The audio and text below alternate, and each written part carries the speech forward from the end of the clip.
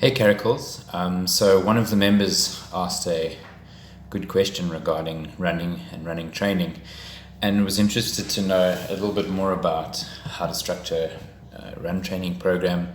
I know a lot of you guys are looking to get some of your longer cardiovascular kind of training done using running without access to rowing machines or swimming pools or whatever you would normally use.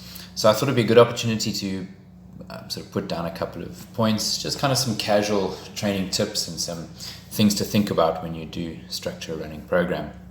Now obviously your coaches can help you a lot more in this regard to formalize it a little bit more, but just some tips to kind of guide you in the right direction. So a few things together. The first thing is something which is known well in the running world, which is called the 10% rule. Now the 10% rule refers to an incremental increase in your running volume. So it's typically advised that you don't increase your weekly run training by more than 10% of current training. Large jumps in your training volume will predispose you towards injury. So try and keep the increases at less than 10%. 10% being an upper limit. 5% being good. You're in no rush to increase your volume, and it would be to your detriment if you were to increase too quickly. The next thing is something known as specificity, which is something that in CrossFit we deal with quite a bit, and that is that the kind of training that you engage in will result in the kind of adaptation that you make. So if, for example, your goal is to work towards a 5k run or a 10k run or a 1 kilometer time trial or something like that, then your training needs to be sort of specifically geared towards that. Marathon runners would be looking to do much longer runs. Doing short sprints for a marathon runner would be less effective than doing longer runs. So it's kind of a little bit of common sense, but if you're looking to get faster, then you need to be doing run work which is fast run work. If you're looking to be able to sustain longer runs, then you're looking to run longer runs in order to adapt in the way that you train. So the specificity rule, although very simple in principle, is something that's often overlooked when designing any kind of a training program. An important tip when you run is maybe before you start, go for a 10-minute walk. Tendons, Achilles tendons, calves, ankles, the joints, the hip flexors, they all need to be warm. Particularly if you're doing a lot of running. So make sure that you do warm up adequately, and at least a 10-minute walk beforehand is a good way to encourage the joints in that to become quite warm. Talking is a nice way to test whether you're hitting the right zones in your training. So for example, if you're looking for more aerobic type runs, so longer runs to work on your aerobic capacity, then you'd be looking to, when you are doing your training, you want to be able to talk. But when you're talking, you'll feel that you are slightly out of breath, but you could still conduct a conversation with somebody.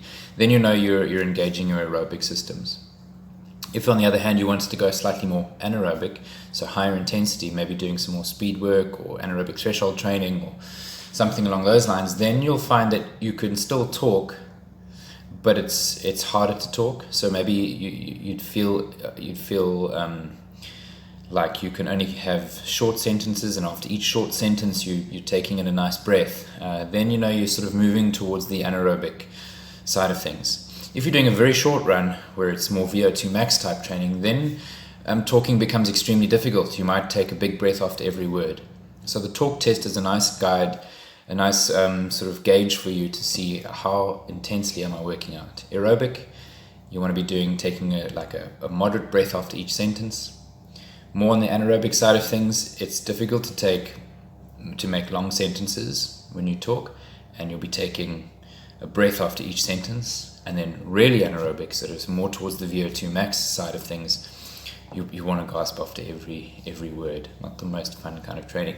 But also when you're breathing as heavily as that, your run shouldn't be a long run.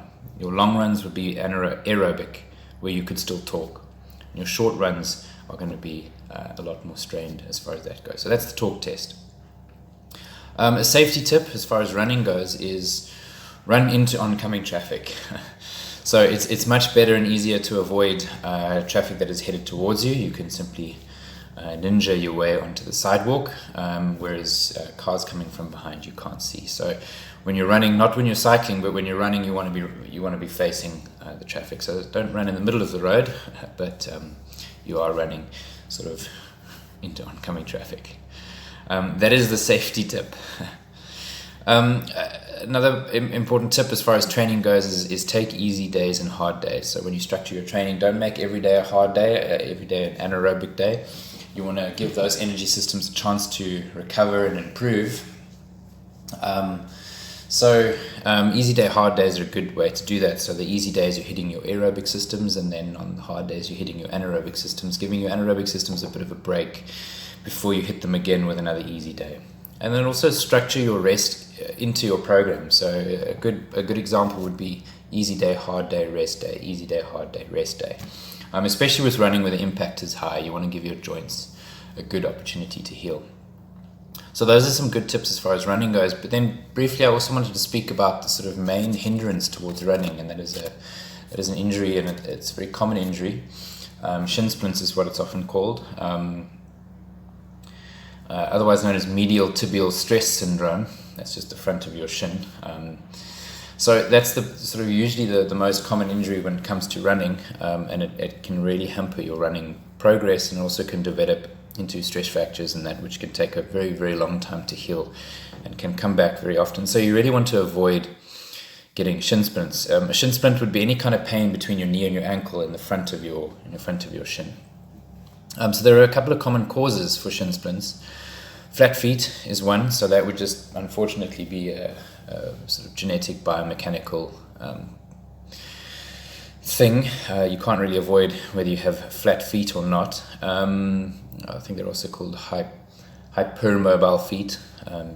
You can check if you stand in wet sand and you sort of lift your feet up, if you can see a flat foot. A foot with a nice arch curves in like that when you have that impression of your foot, whereas a flat foot would be much less of an indent towards the inside. Those feet are more predisposed to injury.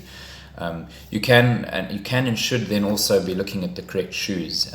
You go to a good running shoe store, which would test your feet, and you run on a treadmill, and they have sensors to see what kind of shoe would be suitable for your particular foot and your lower leg.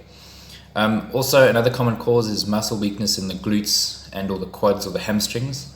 So if any of those muscles are weak, it's going to cause undue force and strain into the lower legs, and that can result in shin splints. Lack of mobility in the ankles, particularly the calves. So as the calves start to tighten up, and they can tighten up over time, puts more stress on the front of the shins, predisposing you to shin splints. Increases in volume that are too quick. So if you step up the volume, we've spoken about the 10% rule. Very, very common cause of shin splints is sudden increases in volume. Running downhill a lot, also a common cause. Also running on a continuous slope. So if you're running always the same direction, we spoke about running head on into traffic, but the one downside to that is that you're on the camber of the road, and if you're always on the same camber, then you can predispose yourself to running injuries, particularly maybe on the one side or on the one leg. Running on hard surfaces is a big one. So if you can find yourself in a field or on a trail, you might find that a lot softer and better for the shins than running on the road. So hard surfaces certainly do contribute quite a bit to shin splints. Worn out shoes. So if your shoes are getting old and they're starting to wear, they're losing the spring and the support. That can also predispose you. And also shin splints is more likely to occur when you run often on tired muscles of the lower leg. As they become more tired, your risk of picking up a shin splint is increased. Those are some tips for running, plus some injury prevention ideas. So I hope that helps with your running. As I said before, please give the coaches a shout. We can help you a lot more in designing your run programs.